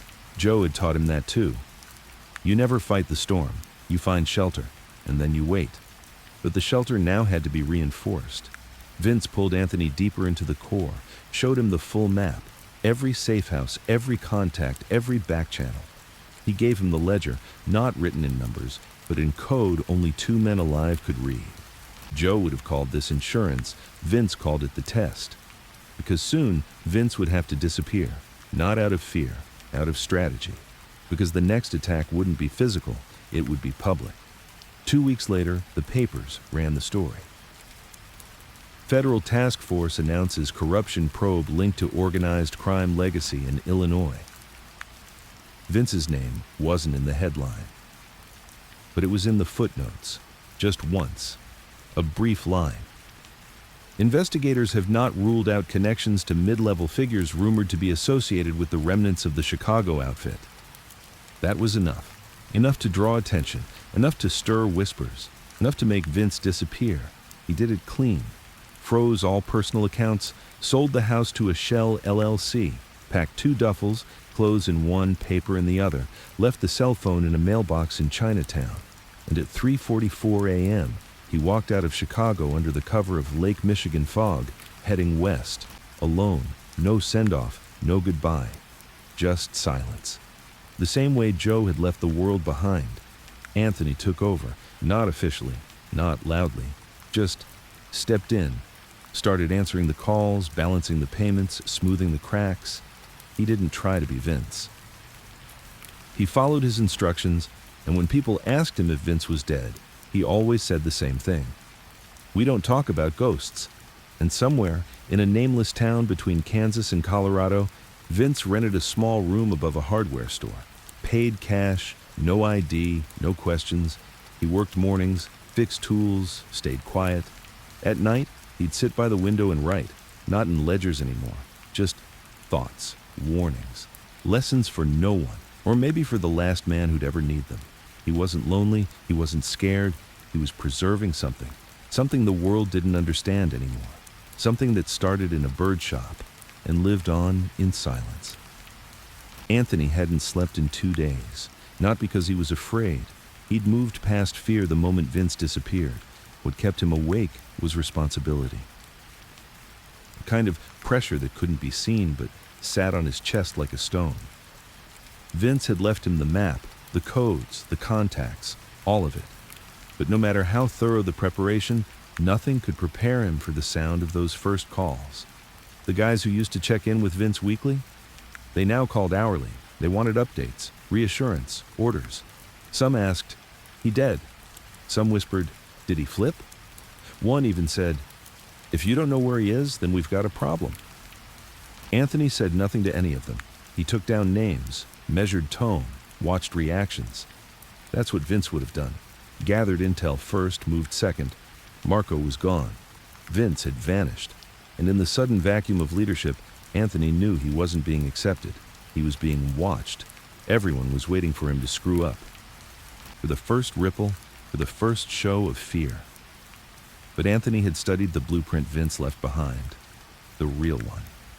Not just the routes, the shell companies, the bribe schedules, but the structure of the outfit as it still existed. Fragile, thinned out, but still rooted in the old code. He knew what the others didn't. You don't lead with noise. You lead by making the other guy talk first. So Anthony didn't make announcements. He didn't declare himself boss. He didn't even raise his voice. He just started fixing things. The first problem was the books. There were 3 poker rooms still reporting to Vince's old number. Their collectors hadn't been told what to do. One was skimming more than he should have been. Another was holding cash instead of dropping it into the usual laundromat funnel. Anthony didn't send threats. He didn't send soldiers. He went himself. Walked into the back room of a dive bar off Roosevelt, wearing a gray hoodie and jeans. Sat down with the collector, a guy named Petey, who used to shine Marco's shoes. "Here's what we're going to do," Anthony said. He took a napkin and wrote 3 numbers. The actual skim, the expected skim, the difference. "You're going to bring me that number," he said, tapping the final total. "With 10% added for wasting my time." Petey blinked. "Or what?" Anthony didn't blink.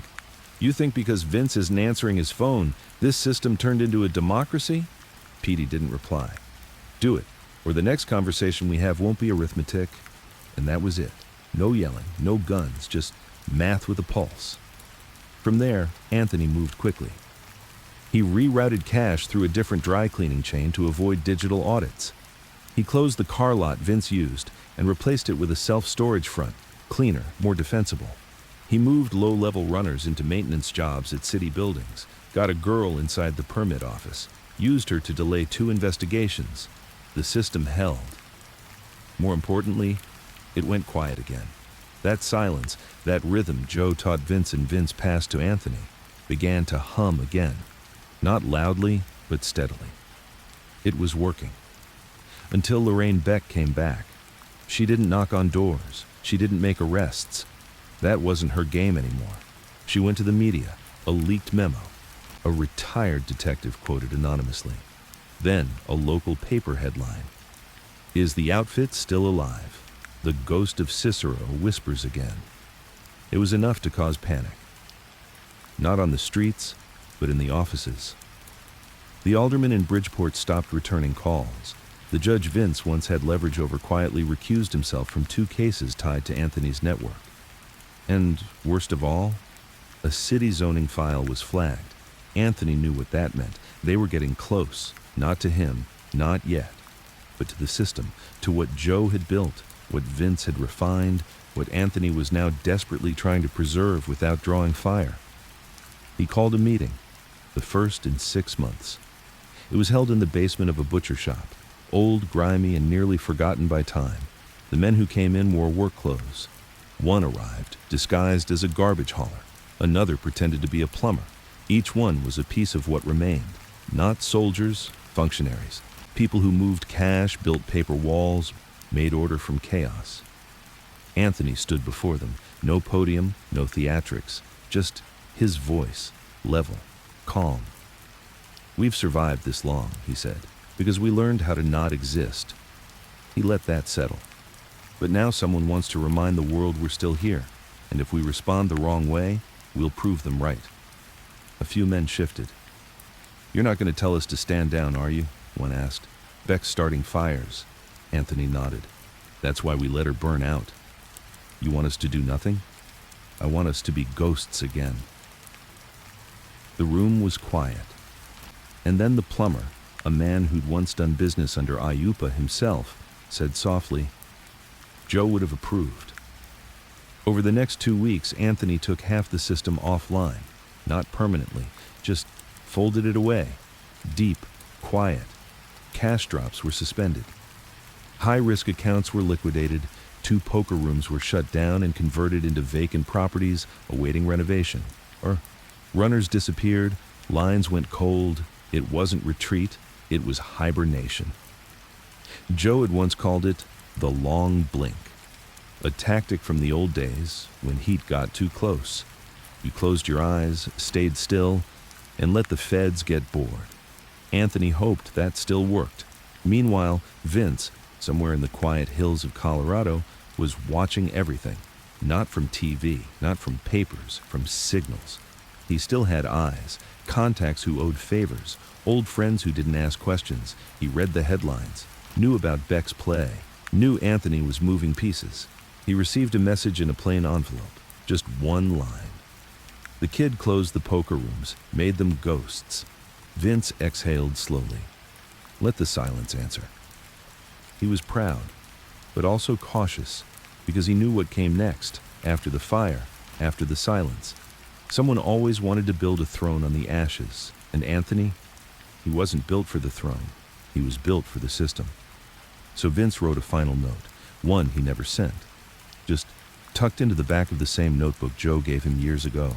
It said, "When the kid's tested, he won't swing back, he'll absorb. And when the world expects a king, he'll give them nothing. That's what we are. That's why we survived." Back in Chicago, Anthony sat at Joe's grave. Spring was just breaking through the frost. The trees were starting to breathe again. He spoke aloud, the first time he ever had at that grave. "Everyone's watching again, Joe." He looked around. The cemetery was empty. "They want me to swing. They want me to stand up. Make noise." He smiled, just barely. "But you and Vince taught me better." A gust of wind passed by, soft but cold. Anthony stood, placed a folded note on the plaque, and walked away. He didn't look back. Didn't need to. He already knew the silence would follow. There was a difference between surviving and living. Anthony had learned that over the past 3 months. The poker rooms were shuttered. The streets were clean. The money still flowed, but slower, more cautious, like a river half frozen under the surface. His days were quiet, his nights even quieter, and the phone, once a constant hum in his pocket, now stayed cold and still for days at a time. He had achieved what Vince wanted, stillness, order, ghosthood, but in doing it, Anthony had made himself disappear too. He hadn't seen a familiar face in weeks, no meetings, no updates. Just check-ins through dead drops, folded notes passed through chain-link fences, voice messages left on burner phones with no return numbers. He wasn't paranoid. He was prepared. But preparation and loneliness looked the same when you were sitting alone at 2 a.m., staring at the walls of a safe house you didn't decorate, eating microwave pasta from a paper bowl, wondering if the silence was a victory or a warning. One day, mid-April, a letter arrived. No stamp, no address, just tucked into the slats of a boarded-up window in the body shop. Anthony recognized the handwriting instantly. Vince. Inside, only one sentence, "Come west, no names, no questions." That was all. No threats, no explanation, no timeline. Anthony stood in that shop for a long time with the letter in his hand, wondering if this was the end or the next chapter. He burned the letter in a coffee tin, grabbed a duffel, and was gone by midnight. He took back roads, changed cars twice, traveled mostly at night. By the third day, he reached a small, nameless town outside Durango, Colorado. Quiet place, mountains in the distance. Everything smelled like dust and pine needles. There was a hardware store at the end of the main street, faded paint, bell over the door. Inside, he found Vince, older now, slimmer, beard growing in gray around the chin. He didn't wear suits anymore, just denim shirts and boots. But the eyes were the same, sharp, slow-moving, and watching everything. "About time," Vince said, handing him a cup of coffee. Anthony sipped it. Black, no sugar. Bitter. He said, "You're really out here playing Ghost?" Vince smirked. Ghosts live longer than kings. They sat outside on 2 old lawn chairs, facing the street. A dog barked somewhere in the distance.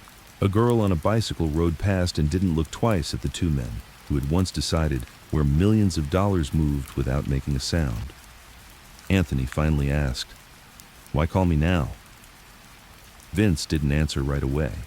He reached into a paper bag and pulled out a small photo, creased and old. It was Joe, in front of the bird shop, late 1950s, hands in his pockets, not smiling. Vince tapped the photo with a finger. "He built the rules. We followed them. You enforced them. But now," he looked at Anthony, "you're going to have to do something we never did." "What's that?" "Rewrite them." Anthony didn't answer. He didn't know how. Rewrite the rules? That wasn't what Vince taught him. That wasn't what Joe died preserving. The rules weren't just tradition. They were protection. They kept the chaos out. They kept the wrong men from becoming kings.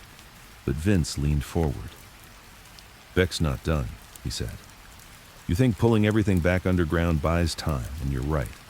But it doesn't buy future. The system's rotting." Anthony blinked. "We cleaned it, tightened it." "You silenced it," Vince corrected. "But now you need to rebuild it.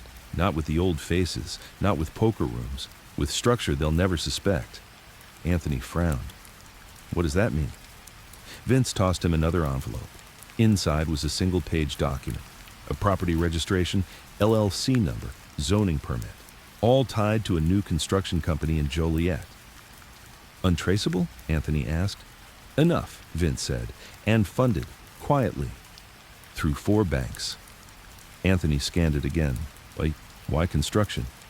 Because cities never ask questions when you pour concrete. They just want it done on time and under budget. He paused. You want to rebuild something the law can't touch? You do it right under their noses, not in clubs, not in casinos, but in contracts. Anthony leaned back in the chair. This wasn't what he expected. This wasn't just a message from the past. It was a blueprint for the future. Over the next 2 days, they talked more than they had in the last 5 years. They sat by the fireplace at night with notebooks and old blueprints. Vince laid it all out. The businesses. The fronts that weren't just hiding cash, but generating legit revenue. The silent partners in waste management. The consulting firm in Cincinnati that billed cities for security audits that never performed. Anthony learned that Vince had never really stopped. He had mutated, evolved. The world had become hostile to ghosts. So Vince stopped haunting and started building monuments. Before Anthony left, Vince said one last thing. You think Joe was proud of silence? Anthony nodded. But what he was really proud of, Vince said, was survival. He handed Anthony a box, inside a Joe's original ledger, not the fake one for show, the real one, leather bound, faint pencil marks, codes no one outside the original crew ever cracked. I was supposed to burn it when I took over, Vince said. I didn't. Why not? Because I wanted to know if the next guy could earn it. Anthony looked up. And did I? Vince stared at him a long time. You didn't burn the system. You didn't try to be king. You held the silence. But now, he pointed at the box, now you write the next chapter in it. Anthony left Colorado 3 days later, returned to Chicago, but not as a ghost anymore.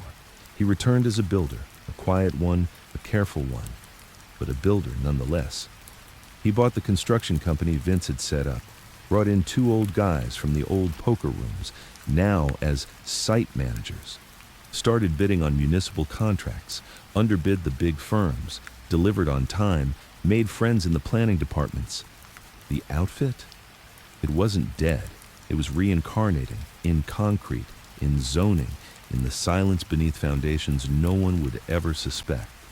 And when Beck came sniffing again, she didn't find poker rooms, she didn't find gun runners, she found permits, blueprints, schedules. All legal, all clean, and all owned through 7 layers by a ghost no one could trace. She sat in her car one afternoon, watching a new strip mall go up in Berwyn, and muttered, they didn't disappear, they just built new shadows. and she was right. But by then, it didn't matter, because the war was no longer between cops and criminals. It was between noise and structure, and Anthony had chosen his side. The concrete cured in silence. Every slab poured beneath the new development sites, whether a city-funded strip mall, a mid-income housing project, or a revitalized industrial block, had no idea it was carrying the next generation of Chicago's oldest empire. And that's exactly how Anthony wanted it. By summer of 1999, he controlled 5 companies, none in his name. All of them working under structure, the new version of what Joe once enforced with nods and envelopes. Except now, the power moved through permits, inspections, and undervalued government contracts. What the outfit once stole through violence, Anthony now captured through paperwork.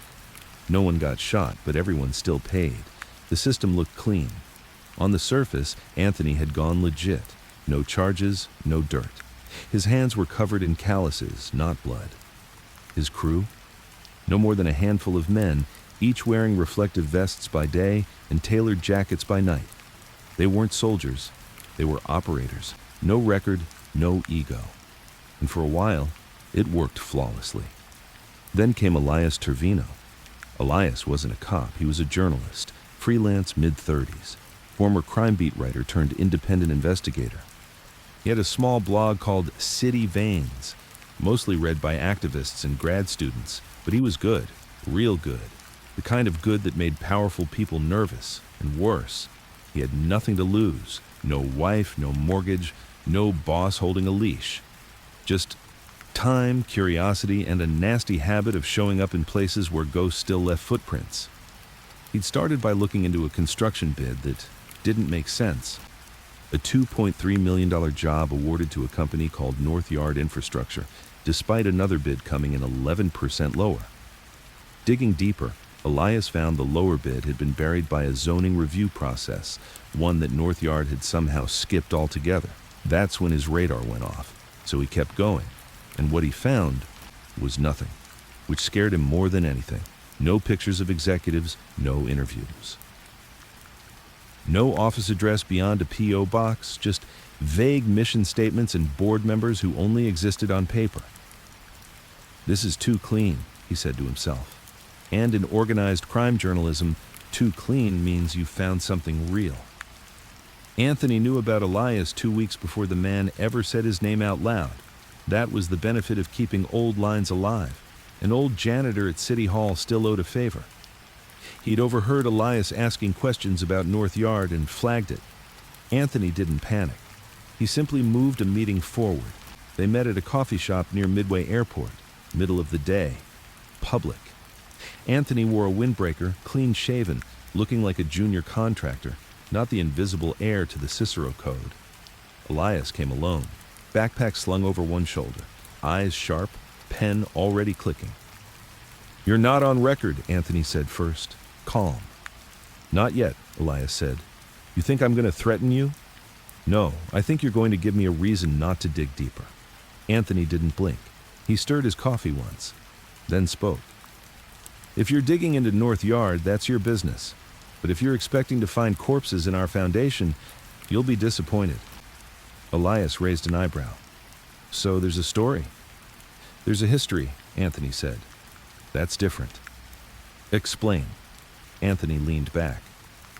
"Let's say there was a group, old, forgotten, used to do bad things. Then one day they got tired of running, tired of shooting, so they cleaned up, not because they found God, just because the system gave them a better way to stay alive. And you're saying North Yard is, what, redemption?" "I'm saying it's proof the past can evolve." Elias didn't respond. He wrote that line down. Then Anthony leaned forward. "Let me ask you something. Go ahead.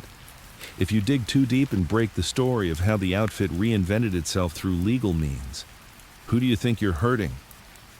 Elias frowned. "The public deserves to know." "No. You're hurting a system that finally stopped killing people." The journalist hesitated. "That system still steals." Anthony didn't deny it. "Sure, but quietly, cleanly. No bodies, no shootouts in restaurants, just padded invoices and generous retirement plans. He stood up. I'm not here to warn you, Elias. I'm here to offer you perspective. You want to expose something, go find the guys still moving fentanyl in Little Village. I stopped using bullets years ago. Then he walked away. For 3 days, Elias sat with the conversation. He went over his notes, tried to poke holes in the logic, but he kept circling back to the same uncomfortable thought. What if the outfit won, not with guns, but with compliance forms? The idea scared him. It meant the empire didn't die. It meant it grew smarter. Anthony waited. He didn't move money, didn't call a hit. He just watched. And on the 5th day, the headline on City Veins read, "When the past goes legit, Chicago's construction empire and the echoes of organized crime." The article didn't name him, didn't expose North Yard. It was careful, measured, full of implication, but no fire, just smoke.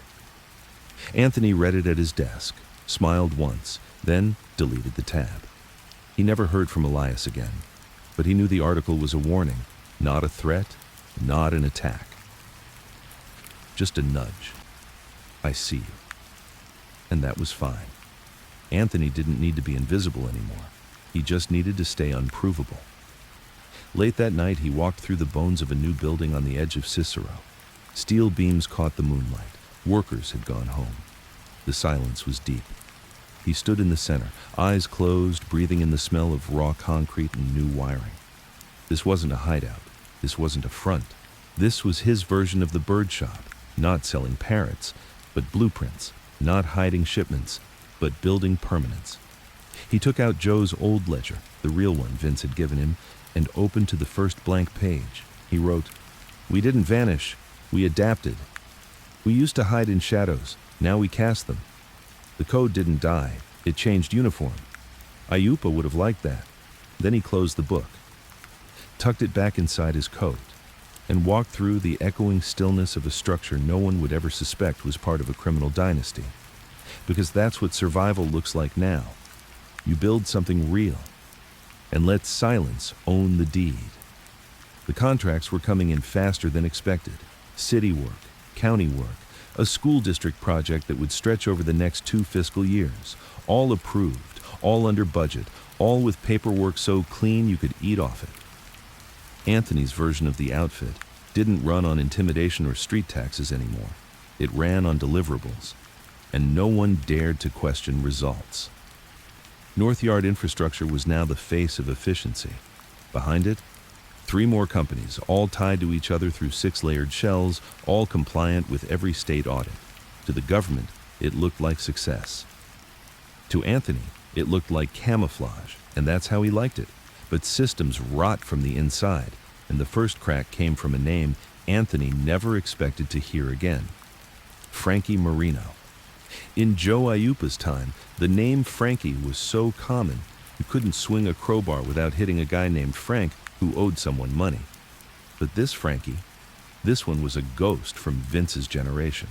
A runner turned loan shark, then turned himself in after a failed deal in Joliet that left 2 men dead and 1 federal witness in a shallow grave.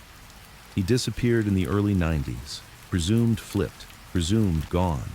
And then, suddenly, he walked into a city development meeting in Skokie, wearing a $3,000 suit and representing a real estate firm trying to purchase a strip of land adjacent to one of Anthony's sites. Anthony saw the security photo the next morning, grainy but unmistakable. The eyes, the smirk, the arrogance. Anthony's stomach went cold, not because Frankie was back, but because he'd come back above ground. He made 2 calls, one to the city hall janitor who still swept outside the zoning records room. The man confirmed it. Frankie had been at 3 meetings, always quiet, always watching. Never spoke unless asked. But he had credentials, a firm name, lawyers. The second call was to Vince. Anthony hadn't reached out in months, not since Colorado. This time, Vince picked up on the first ring. "I saw the photo," Vince said. "I was waiting for your call." "Is it real?" "It's him. I thought he flipped." "So did I, but if he's in the open now." Vince paused. "He's not working for the feds anymore." Anthony nodded into the silence. "Then who?" Someone bigger, Vince said. Someone who's not afraid to put a corpse in a suit and walk him into City Hall. Anthony felt it then, that tightness in the chest, that slow, crawling knowledge that someone was pulling strings inside the machine he thought he had cleaned. Want me to handle it? Vince asked. Anthony shook his head. No, let me see what he wants first. The meeting was set 3 days later. Private, neutral ground. A rooftop garden atop a luxury apartment complex Vince's crew had secretly poured 10 years ago. No cameras. One way in, one way out. Anthony arrived early, waited. Frankie walked in 20 minutes late, tan, overdressed, and smiling like a man who never buried any sins, just leased them. You look good, he said. Healthier than Vince ever looked in his prime. Anthony didn't reply. He just offered a seat and poured 2 glasses of water. Frankie took a sip, crossed his legs. I've been watching your work. You're doing things we never dreamed of. Anthony's voice was flat. Why now? Frankie's smile never dropped. Because there's a vacuum. You're good, I'll give you that. But you're still playing quiet. And the city's changed. There's new money coming in. Hedge funds, tech, fast capital. The kind of people who don't care where the profit comes from, just how fast it shows up. Anthony leaned forward. What are you selling, Frankie? Frankie dropped the grin. Finally. Integration. Anthony stared. Your shell companies, your construction fronts, they're genius, but they're isolated. They're running on manual systems. No automation, no federal incentive grants. No political lobbying. I like it that way. And that's why someone's going to steal it. Anthony raised an eyebrow. Frankie continued. There's a new outfit coming up out of Vegas. Younger, connected. They've got lobbyists, lawyers, and data. They don't need bookies. They've got blockchain. They're buying property before zoning even changes. They don't need muscle. They need leverage. And they're coming. Anthony was quiet. What do they want? To absorb or destroy. Frankie placed a card on the table. Lyra Group Holdings. You'll hear that name again, he said. They already know your name, even if they don't say it. You've got 6 months to decide if you're going to be a chapter in their playbook or an obstacle. Then he stood, walked to the elevator, paused. Oh, he said over his shoulder, and Beck's not your problem anymore. She got promoted, new job, out of state, that heat's off. Anthony nodded. But someone else will come sniffing eventually. Always does, Frankie said. The question is, do they find a system or just shadows? And with that, he left. Anthony stared at the Lyra Group card for a long time that night. Sleek logo, blue emboss, a corporate sheen over something predatory. They weren't a gang, they weren't a crew. They were what organized crime had always feared, a legal machine moving illegally but undetected, because everything they did looked right, until it didn't. He called Vince again, told him everything. There was a long pause. Then Vince said, You're seeing the future now. Anthony didn't respond. And it ain't made of concrete anymore, Vince added. It's made of code, loopholes, exploitable data. These kids, they don't care about legacy. They care about scalability. So what do I do? Decide, Vince said, if you want to stay analog in a digital war, or if you're willing to evolve again. Anthony closed his eyes. It's not about me anymore. No, Vince agreed. It's about what comes after you.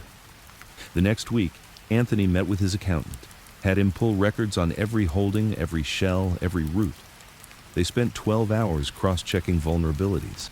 Then, Anthony made a list of everything that could be modernized without being exposed. Contracts processed through third-party grant processors, construction bids submitted through predictive municipal software, investment capital funneled through shell-backed real estate REITs, legal tax write-offs for training programs that train no one. It wasn't about becoming like Lyra. It was about becoming invisible again, cleaner than them, faster than them, smarter than them. He called it the Ghost Index, a new blueprint, not for war, but for permanence. But Anthony knew something else. If Lyra was coming, someone on the inside had already let them in. Frankie didn't make that offer just to help. He made it because someone in Anthony's world had already sold a name, a number, a route. And the next crack wouldn't come from the street. It would come from a handshake. And when it did, Anthony would be ready. But he wouldn't just defend. He'd rebuild again, like Joe did, like Vince did. And now, like the man the city still didn't know existed, Anthony would become the next shadow, not the loudest, just the last one standing. By the winter of 1999, Chicago was changing again. The skyline remained the same, glass and steel stitched into the clouds, but the tempo was different, quieter in the ways that mattered. The old street crews had either been absorbed into corporate gray zones or washed out in the endless war on drugs. The outfit, as it had once existed, the one newspapers still loved to romanticize, was nothing more than smoke from a story long told. But deep beneath that smoke, in concrete pores and municipal grants, in erased audit trails and redirected federal funds, in names that never saw ink but still signed the checks, Anthony had become a ghost. Not a ghost who haunted, but one who protected. He wasn't feared like Capone, wasn't respected like Ricca, wasn't legendary like Joe Aiuppa, but he was still there. And that was the point. By now, the Lyra Group had taken root across the Midwest. They weren't reckless, they were surgical. They absorbed small firms, contracted city tech upgrades, and acquired commercial real estate under public-private partnerships. They never made threats. They just outbid. But Anthony had found the gaps. He saw where they overextended, where public praise hid private rot. He hired a tech firm from Estonia to run a phantom LLC, one that pitched lowball bids on the same contracts Lyra thought they had cornered. He watched them pivot, adjust, and fumble. It wasn't about destroying them. It was about reminding them the city still has roots deeper than your reach. And eventually, they backed off. Not with press conferences, not with lawyers, just quiet withdrawal. Like they had bumped into something they couldn't name, only respect. That same week, Anthony received a letter, handwritten. No name, no return address. But the handwriting was Vince's. You did what I couldn't. You didn't survive the fire. You became the water. I'm proud of you. Now disappear before you start thinking you're untouchable. V. Anthony burned the letter after reading it twice. Let the ash drift into the sink. He didn't cry, but he did sit in silence for a long time. In the months that followed, he finalized a plan that had lived in the back of his mind for 2 years. He called it the closure. It wasn't an ending, it was a fade, a way to take every system Vince and Joe had left him and build it into a network so clean, so quiet, so ordinary, that even he couldn't be traced back to it. Closure meant transferring ownership of 3 firms to a trust held in Dubai, having a retirement account under a fake identity in Alberta, training 2 new operators, neither of whom had criminal pasts, both of whom thought they were part of an international logistics company, erasing himself from the state tax system, and buying a small home in Sicily, near where Aiuppa's parents once lived before Ellis Island. He didn't tell anyone, not even the people he trained. That was the rule.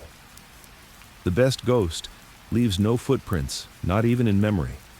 He left Chicago on a Wednesday morning in October. No suitcase, just a carry-on, no ceremony, no last walk through Cicero, just one final visit, to the cemetery. He stood over Joseph Aiuppa's grave, placed a fresh coin on the plaque, this one minted that year, and said softly, I made it real, I made it clean, and now it lives without needing me.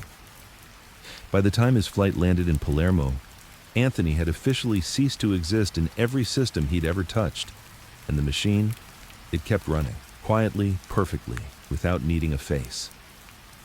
2 years later, a new municipal audit swept through Chicago.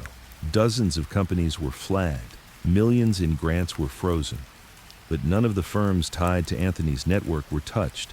In fact, 2 were praised for their transparency and fiscal discipline. The silence had become institutional. Back in Sicily, Anthony lived near the coast.